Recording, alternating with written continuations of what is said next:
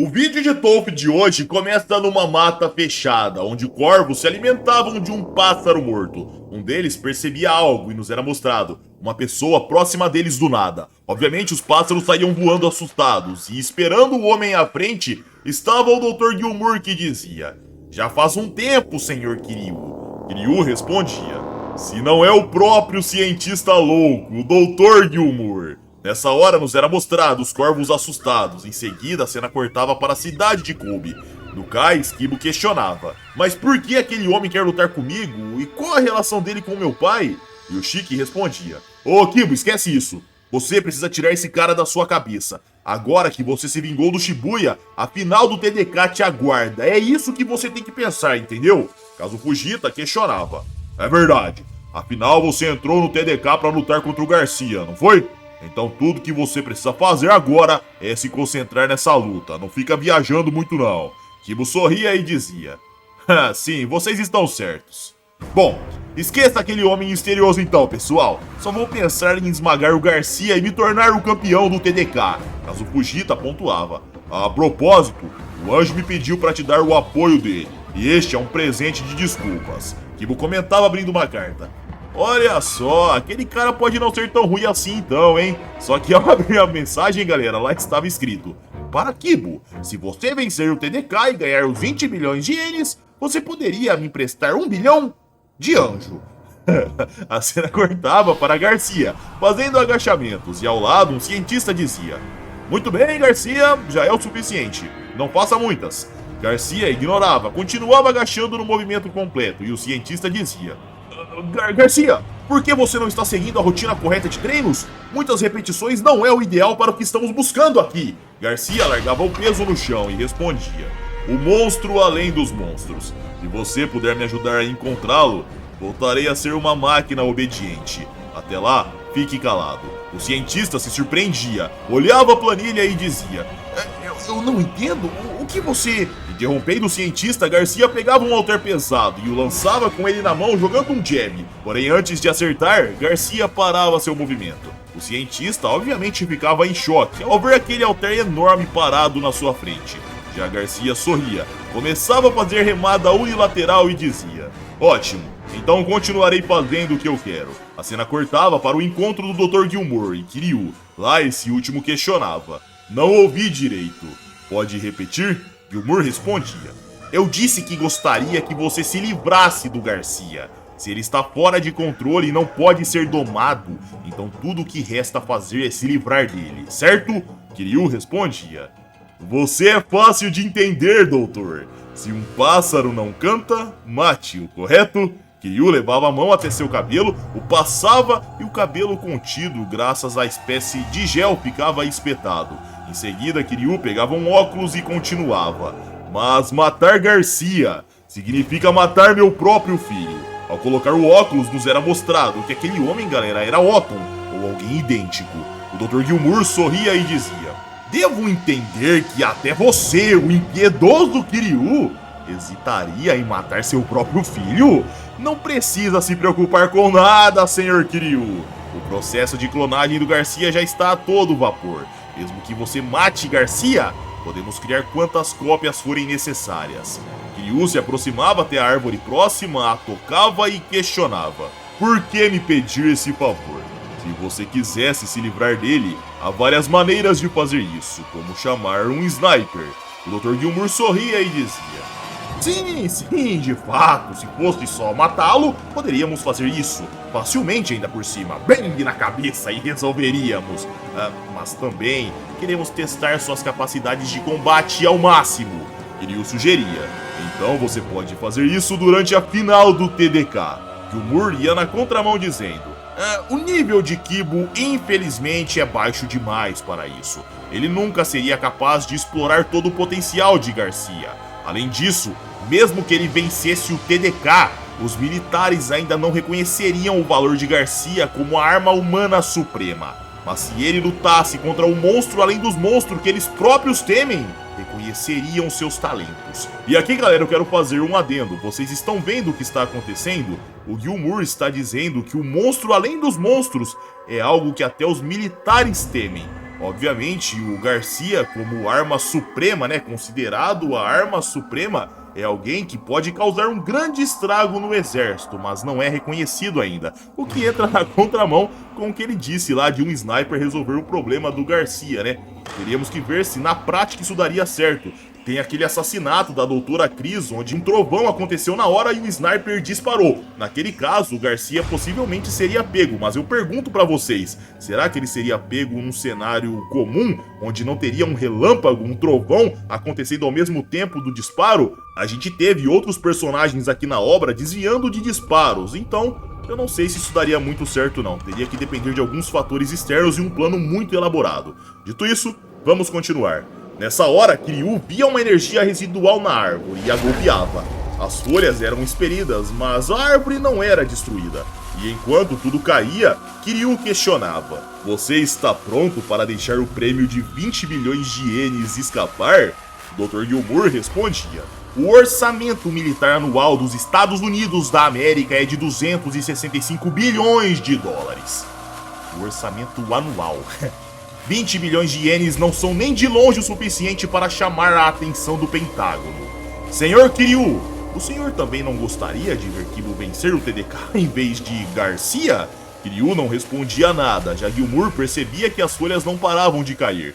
Então ele olhava para cima e via a árvore sem folhas alguma, graças ao soco de Kiryu. O cientista sorria, apontava e dizia: "Sua força é sobre-humana. Só você pode matar Garcia com as próprias mãos." Kiryu sorria, e a cena cortava para Kibo, que chorava assistindo um filme ou uma espécie de desenho. Lá no filme, a criancinha dizia: "Senhor, espere! Você é meu pai, não é?" O homem respondia: "Não, você se enganou, eu não sou seu pai." Ao lado, sentado no sofá, Yoshiki menosprezava lendo o livro que vinha na fita. Olha a sinopse disso. Pensando que era órfão, Hans finalmente conheceu seu pai depois de uma longa jornada. No entanto, esse homem já tinha outra família e rejeita cruelmente o menino. Como você pode chorar por causa de um programa tão estúpido, hein, Okibo? Na mesma hora, galera, nos era mostrado Kazuo Fujita desabando em lágrimas e dizendo que era triste demais. Yoshiki suspirava e nos era mostrado o tempo lá fora fechando. Retornávamos para Yoshiki, que dizia: "Eita, pega, essas nuvens parecem suspeitas, hein? Vai chover em breve." Kibo dizia: "Eu me pergunto para onde o papai foi." A cena começava a se afastar do prédio em questão. Íamos para um local abandonado agora. Lá Garcia adentrava o galpão, olhava à volta e via corvos. Em seguida alguém aparecendo atrás e dizendo: "Você terá que me desculpar por fazer você vir a esse lugar, Garcia. Tenho uma confissão a fazer. O monstro entre os monstros sou eu." Nos era mostrado Otton, que continuava dizendo: "O que significa que esta é uma briga entre pai e filho." Feliz, Garcia questionava: "Eu sabia? Então você admite que é o meu pai, senhor?" Otton respondia: "Sim, você é realmente meu filho. O que significa que tenho o direito de vida e morte sobre você." Garcia regalava seus olhos e Otton disparava. Ele lançava um direto na qual Garcia desviava e questionava: O que você está fazendo?" Otton sorria, agarrava a cabeça de Garcia e subia numa joelhada. Por mais que Garcia levantasse a mão para bloquear, galera, a joelhada atravessava o bloqueio e explodia no seu rosto, que sangrava. Garcia caía, mas antes de tocar o chão, Otton acelerava e avançava com um chute que explodia no meio da sua cara. Garcia era jogado para longe, cuspia muito sangue e batia contra uma parede de tijolos de pedras. As pedras desmoronavam um tanto e quando paravam, Otton se virava para partir. Mas no mesmo instante, ele percebia algo se erguendo. Era Garcia, que questionava chorando: "Por quê? Por que você está me tratando desse jeito? Eu vivi a vida inteira pensando em você." Otton respondia: "Tudo o que fiz foi plantar uma semente. Nunca houve amor algum ligado a ela." Garcia regalava seus olhos e Otton continuava: "Meu único filho é Kishi Miyazawa. Você certamente não." Nessa hora, um forte relâmpago ecoava na tempestade lá fora, e Otton finalizava: "Você nunca deveria ter nascido neste mundo." Curioso, Garcia disparava chorando, já Otton ia de encontro com uma direita que surpreendia Garcia. Nessa hora, a cena cortava para um corvo que estava numa chuva, e andando próximo estava Kibo, que dizia com um guarda-chuvas: "Opa, finalmente tá chovendo, hein?" Kibo olhava pro lado e via seu pai se aproximando, então o garoto questionava: "Ei, onde você tava, pai? Eu estava começando a ficar preocupado, hein?" Otton absorvia o questionamento parado na chuva e Kibo ficava confuso.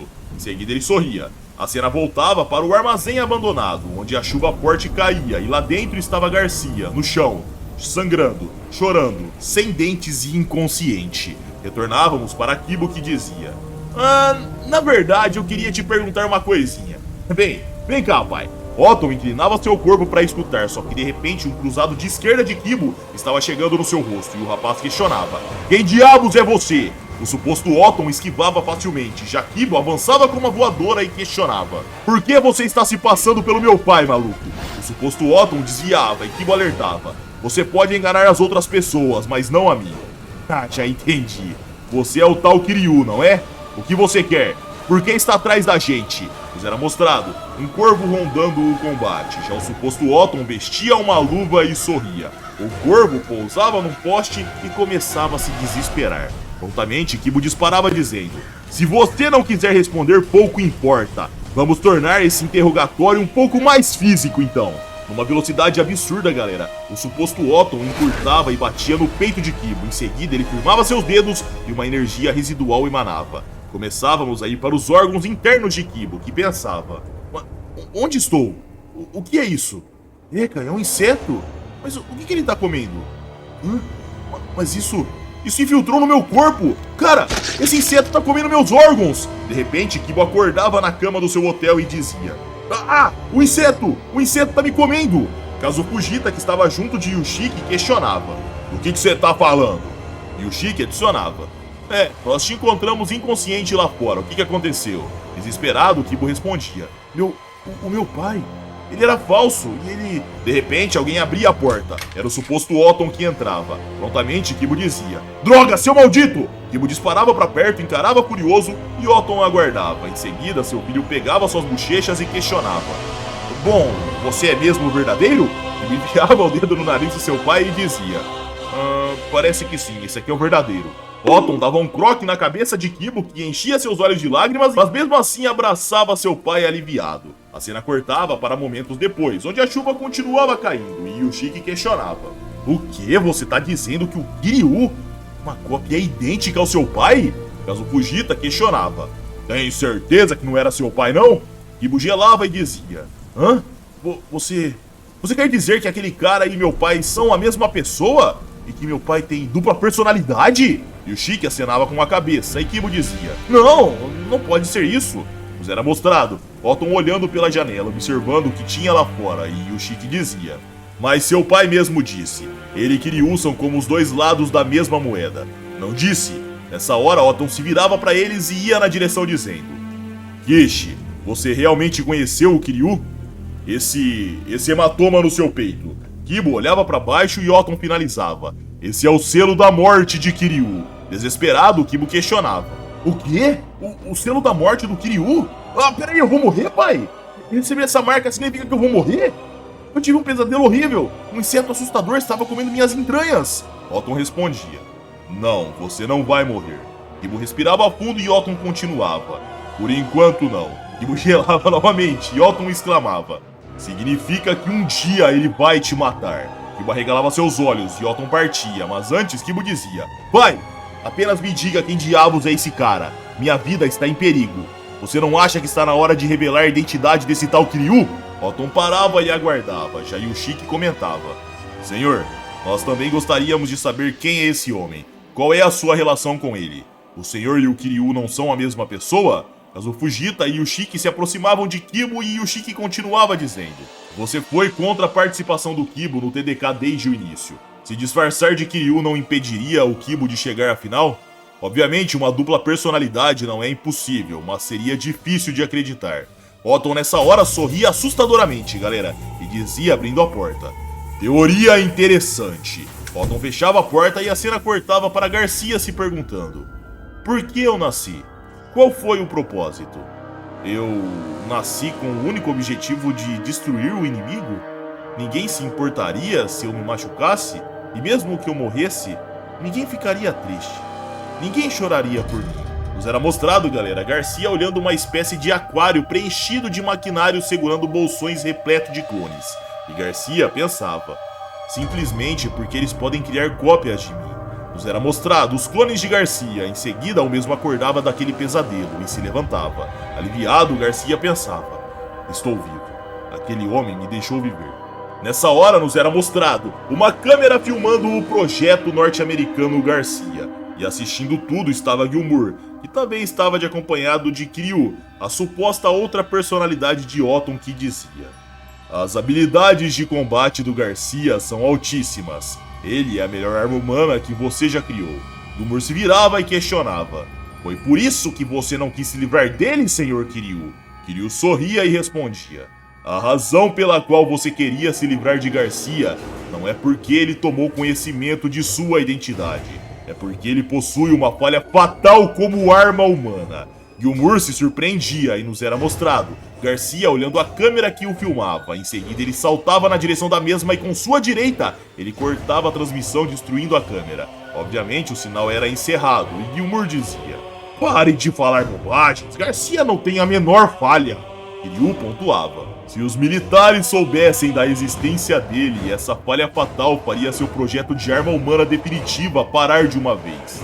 Antes de Kiryu completar sua frase, nos era mostrado Garcia golpeando a parede e retornávamos para Kiryu, que dizia: e é justamente por causa dessa falha fatal que você me pediu para me livrar dele. O Dr. Gilmour respondia nessa hora: não diga bobagens, ele não tem um único defeito.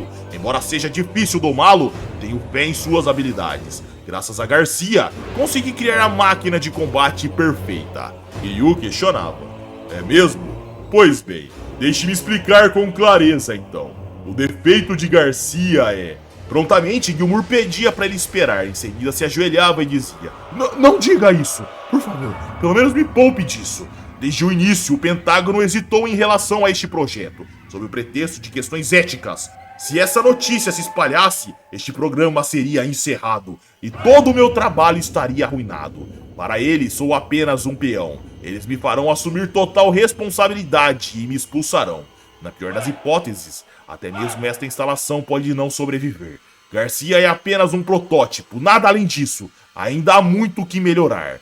Kiryu dizia: você parece com medo de que Garcia revele essa falha durante a final do TDK. Mas não precisa se preocupar. A cena agora cortava para Garcia, batendo na parede a ponto de sangrar sua mão. Enquanto isso, ele pensava: aquele homem disse, ele não precisa de 2 filhos. Ele disse, eu nunca deveria ter nascido. Retornávamos para Kiryu, que continuava dizendo: já expliquei a situação ao Garcia. Fiz o que era necessário para que ele se tornasse ainda mais feroz e dei-lhe um certo poder. O poder do ódio. Retornávamos para Garcia, que continuava golpeando, e de repente o ambiente começava a tremer. E ele continuava pensando: mas eu sei como daria algum sentido à minha vida, se ele não existisse.